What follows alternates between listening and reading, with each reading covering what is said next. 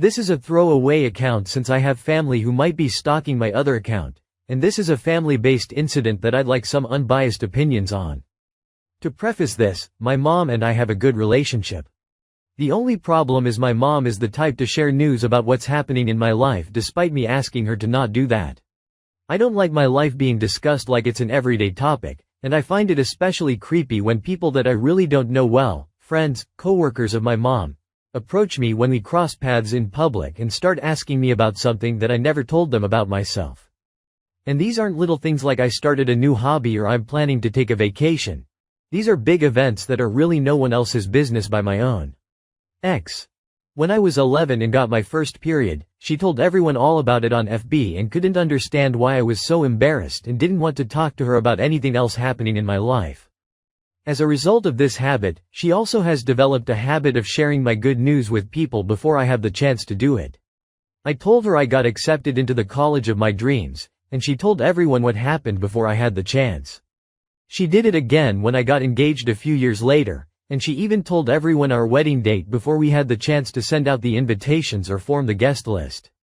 My husband has sided with me whenever I've asked her to stop doing this, and to stop sharing news that we don't want shared, that we're trying to confide in her and want her in our lives, but her inability to contain her excitement is really driving us up the wall. Now, onto the reason behind this post. Me, 24F, and my husband, 24M, have been together for 6 years. We met in college, hit it off, dated for 4 years and have been married for 2 years.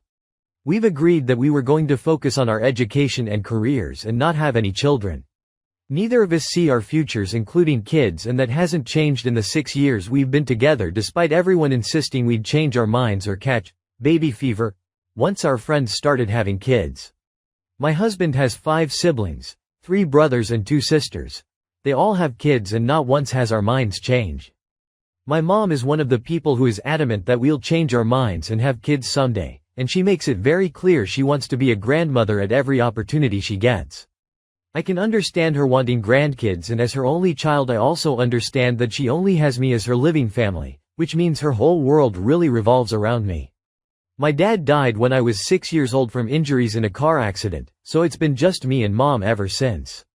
She wanted to have more kids after I was born, but my parents didn't have the money or time to raise more kids, and as a result she doted all over me.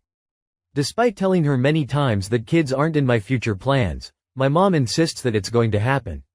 Every little thing that I complain about, from working crazy schedule hours, I travel a lot for work and have to fly for hours at a time.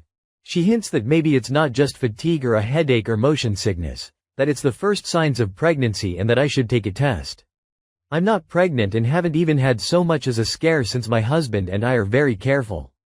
This past summer, however, something health-wise didn't add up to my usual traveling fatigue. I stopped getting my period, so I took a pregnancy test and it was negative. I took 2 more tests when I missed 2 more periods, and they were all negative. I also noticed I was getting a small belly despite not having any changes to my diet or exercise routines. I was thoroughly exhausted, and I just felt like I was constantly on the verge of getting the flu, so my husband and I agreed that I needed to see my doctor.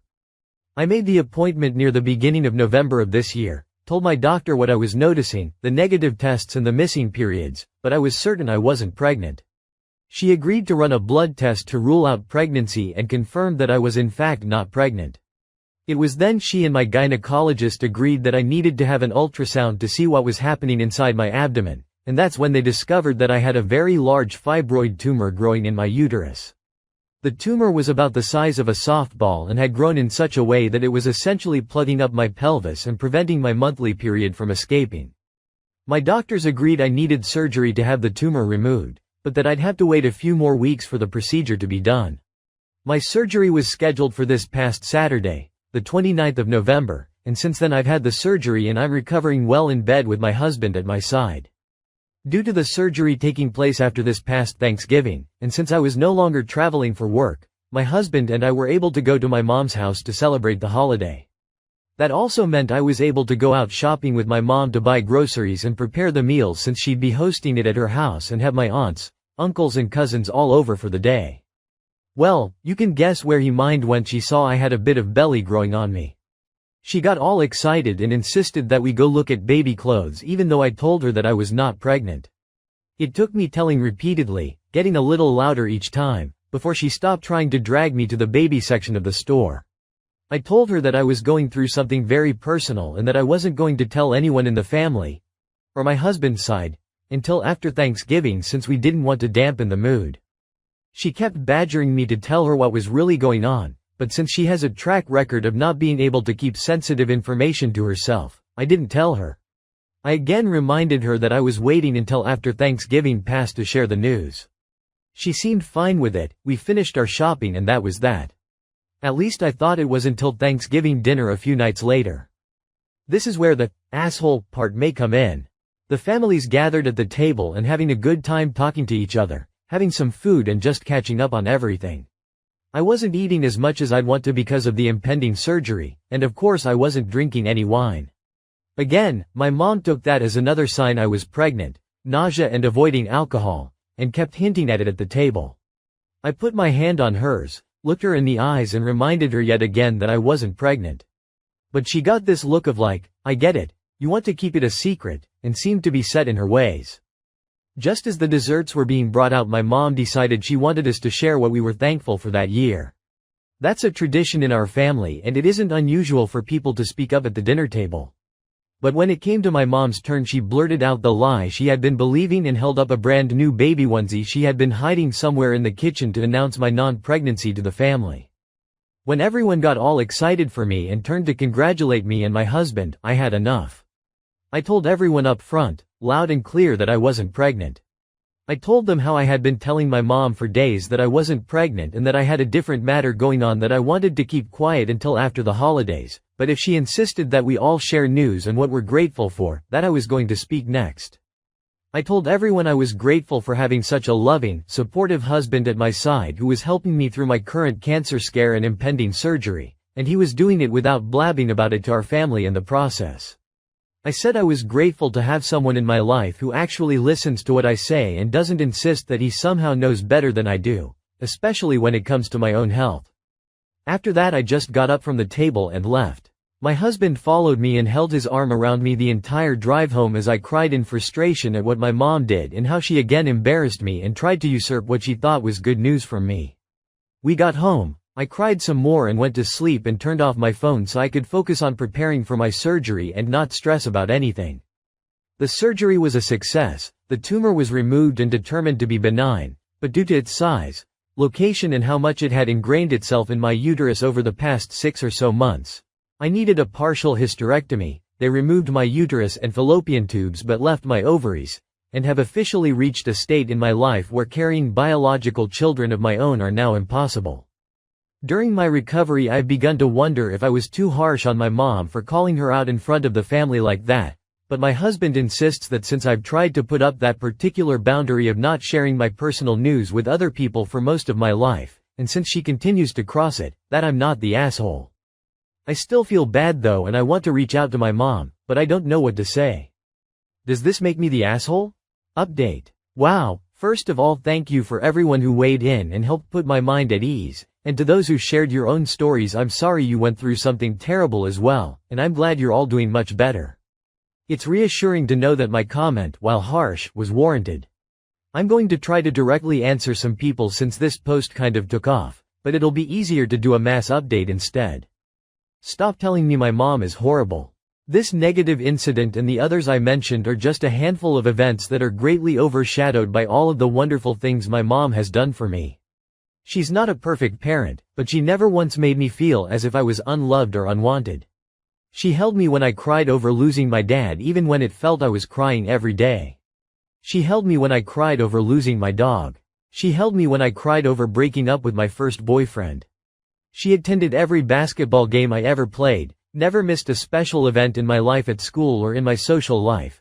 She supported me throughout college without ever asking for anything in return. She went well out of her way to help me find the perfect wedding venue when I was stressing out over planning my wedding. She always took care of me when I was sick or injured.